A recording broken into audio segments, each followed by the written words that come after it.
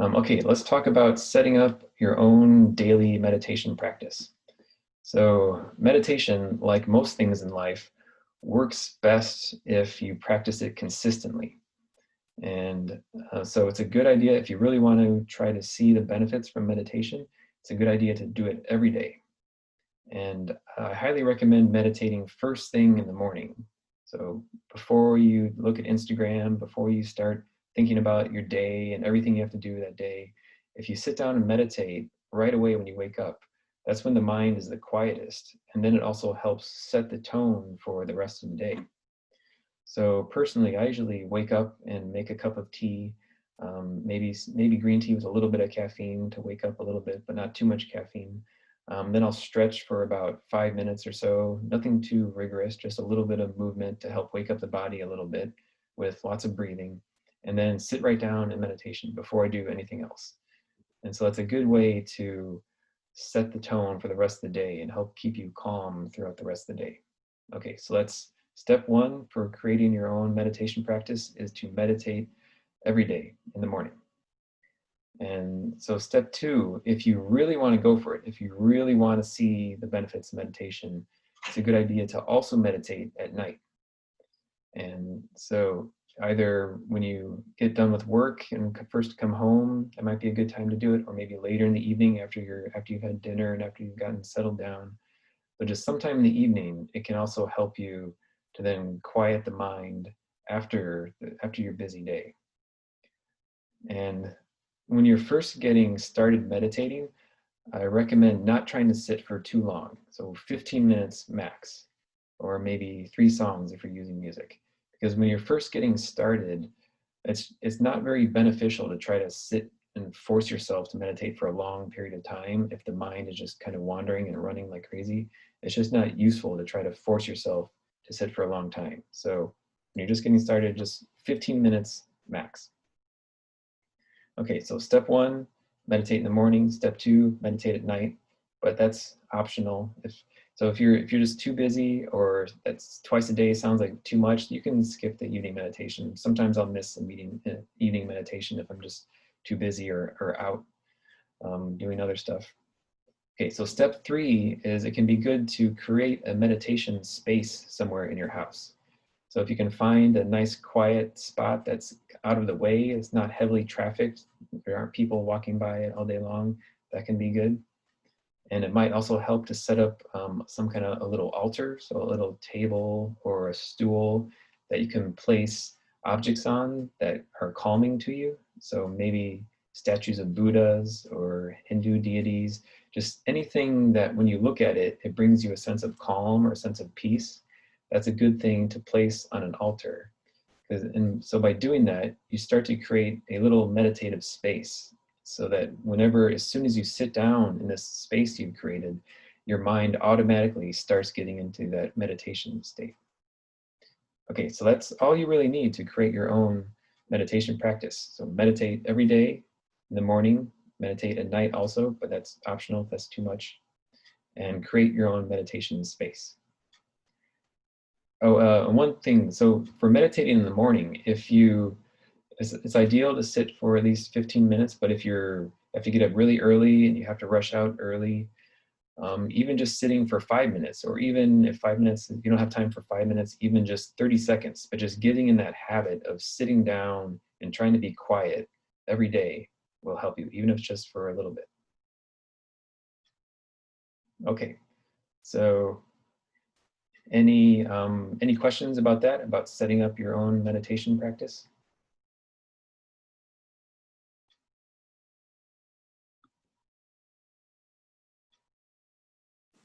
I have a question. It's Helen. Sure, go ahead. Matthew, you spoke that you've been meditating for 10 years. Yeah. So in that time period, I guess my question is, in the beginning, it's difficult, right? Right, yeah. When did it become not difficult for you and you are in the flow and it's really giving you benefits? Well, some days it's still difficult. I mean, it's never going to be always easy. But I think pretty quickly I started getting into started to feel more natural to me. Because where I was at that point, I was desperate to change my life, and so I threw myself into it 100%. I meditate every day and every night, and so after a few months or so, it got easy to stay in that routine. It wasn't a struggle to force myself to meditate, um, and so yeah, I think it depends on what you want to get out of it and how much effort you put into it. So does that answer your question? Yes, it does. Thank you. Okay. Yeah, and then some days it's still difficult to meditate. And some days it seems like sometimes there's just something in the air that makes it really hard. Either my mind is really busy or there's lots of emotions coming up. And so I think it's not always easy. No matter how long you've been meditating, it can still be a struggle at some time. Matt, I have something that I don't pursue is like corporate meditation. And how helpful is that? And how often should you seek out, let's say, to meditate with a group? So yeah, what do you mean corporate meditation? Like getting together with a group to meditate. Oh, um, well, if I'd say if that works for you, then that's great. What I was taught is that meditation is really more of a personal act. I mean, everyone's path is their own path, and Hmm. so for me, meditation's always been more. I've done the vast majority of meditating just on my own, and I Yeah. think yeah. So I think, and it's if you really want to see the most benefits from it, you need to develop your own personal practice where you're meditating just by yourself. It can be nice to meditate with groups, and I know sometimes guided meditations can be really helpful to help kind of get you into the mindset. But I think if you really want to see the most from it, you should focus on developing your own personal meditation practice. Okay, thanks. So, Matt, it's Gina. Do you recommend setting a timer or just meditating until you feel like you're done? Um, well, if you're meditating with music, creating a playlist with a certain number of songs is a great way to set a time limit. Um, I've never used an actual timer myself. I think if I'm not sitting with music, then I more just kind of sit until I don't feel like it anymore. Mm-hmm. Okay. Yeah. Because sometimes I use my phone and it's kind of a rude awakening sometimes. Yeah, I can see that. And an alarm going off might be a jarring way, especially if you're in a nice, deep meditative state and then the alarm goes off. That'd be kind of disturbing. Mm-hmm. Okay. Yeah.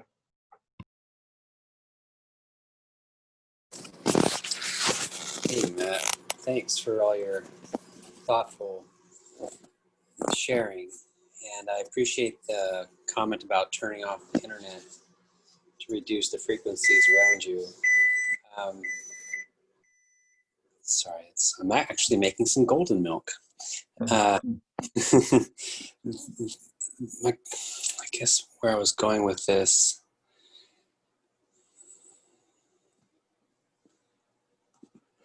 breath work. Do you ever do any like Nadi Shodhana breath work and then continue an intentional breath for a period of time? Or do you let your breath eventually just drift off into the spaces in between? What is your progression of breath flow? Sure. So my opinion on that, and what I've learned is that breath work is just one of the many possible techniques you can use for meditation. So I've talked about a couple techniques here. One is the relaxation technique, and one is focusing on a chakra. That's another technique. Breath work can be a very powerful technique, and maybe in future classes I'll go through some of those techniques. And especially, yeah, breath work can be a great way to get you into a deep meditative state. Sometimes it can be distracting after a while. And so I find that when I really go away in a meditation, then I kind of often lose track of my breath. I mean, I'm sure I'm still breathing, but when I'm really deep in a meditation, I just kind of lose awareness. I mean, I lose awareness of my body and everything else, and I lose awareness of my breath. So I'm not really focusing on it then, but it can be a very useful technique for meditating. Does that answer your question? Thank you. Yes. Yeah. So again, it's one of those it depends answers. All right. Anyone else? Yeah, Matt, you mentioned that you focused on the two techniques, breathing and chakras. And I wondered if you had, I do find it helps me to focus on the third eye. It's almost as if it's just the right direction for paying attention to that chatter. But I wonder if you have examples of other chakra meditations that you've done. Sure. Yeah, it's actually for the last meditation, I was going to do a heart meditation. Yeah, so I think in terms of chakra meditations, what I've been taught is that the most useful ones are meditating on the third eye and the heart. Meditating on some of the other, especially the lower chakras, I've heard can be tricky because of the energies associated with those lower chakras, like the root chakra and the second chakra especially. So the way I was taught for years, the way I was taught, we only meditated on the third eye and the heart chakra. It wasn't until many years into my meditation practice that I even started thinking about the other chakras. So I'd recommend for when you're just getting started, just focusing on the heart and the third eye, because those are very safe, very easy, very accessible chakras to meditate on.